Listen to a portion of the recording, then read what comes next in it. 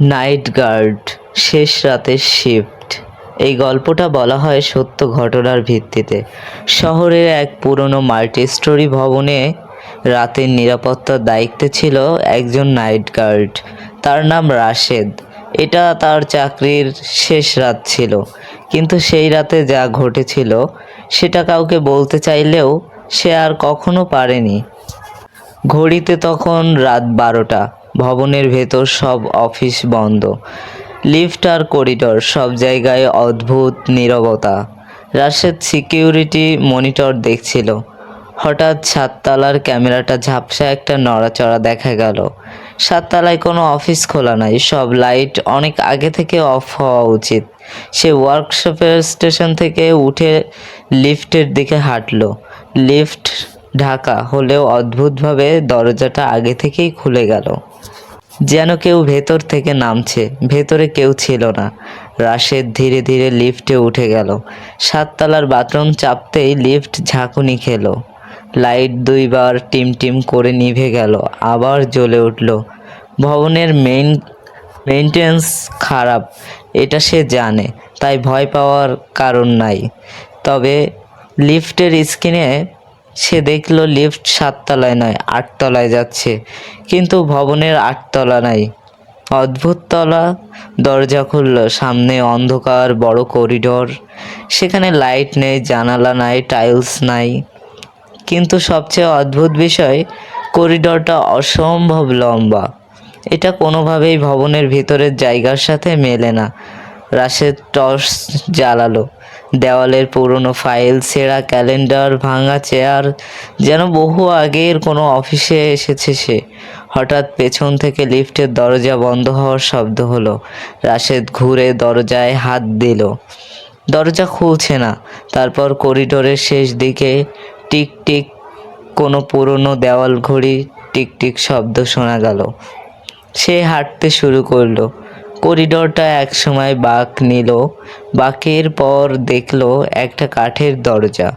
দরজার উপর অদ্ভুতভাবে লেখা ফাইল রুম 1993, কিন্তু ভবনটি তৈরি হয়েছিল 2008 সালে। ফাইল রুমে সে দরজাটা খুলল।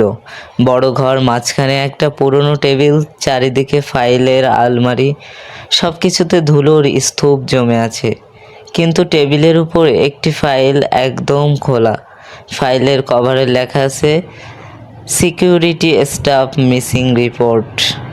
রাশেদ অবাক হয়ে দেখল একটার পর একটা নিরাপত্তা কর্মীর ছবি, সবাই নিখোঁজ দেখানো। শেষ পাতায় গিয়ে সে থমকে গেল। সেখানে তার নিজের ছবিও আছে। তলাতে লেখা লাস্ট সিন টনিং। তার পেছনে হঠাৎ পায়ের শব্দ, ধীরে ধীরে কেউ যেন রুমে ঢুকছে। রাশেদ ঘুরতেই দেখলো কেউ নাই, কিন্তু পায়ের শব্দ থামেনি, আরও কাছে আসছে। একসময় শব্দ থেমে গেল, আর ঠিক তখনই তার পিছনে থাকা আলমারিটার দরজা ধীরে ধীরে খুলে গেল। ভেতর থেকে অদ্ভুত ঠান্ডা বাতাস বের হলো।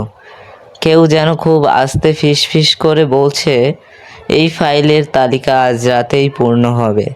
রাশেদ টেবিলের উপরের ফাইল বন্ধ করে বেরিয়ে যেতে চাইল, কিন্তু দরজাটা নিজে থেকেই বন্ধ। তার টর্চ এক মুহূর্তে ঝাপসা নিভে গেল।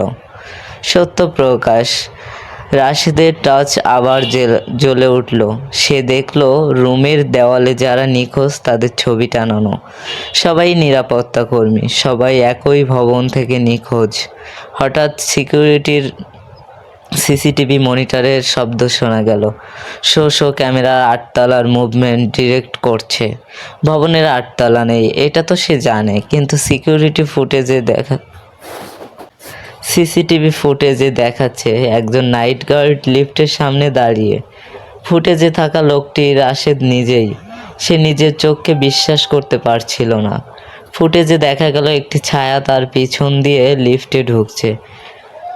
লিফটের স্ক্রিনে লেখা 8। ঠিক তখনই রুমের সব লাইট নিভে গেল। দেওয়ালের ছবিগুলো মেঝেতে পড়ে গেল, আর কিছু টেবিল নিচ থেকে বের হয়ে মনে হলো ছায়া এগিয়ে আসছে। একটি খুব নিচু ঠান্ডা কণ্ঠ শুনতে পেল, তোমাদের সবাইকে ডাকা হয় এখানে শেষ রাতের শিফটে। শেষ দৃশ্য। রুমের দরজাটা হঠাৎ খুলে গেল। রাশেদ দৌড়াতে লাগলো লম্বা করিডোর পাড়িয়ে।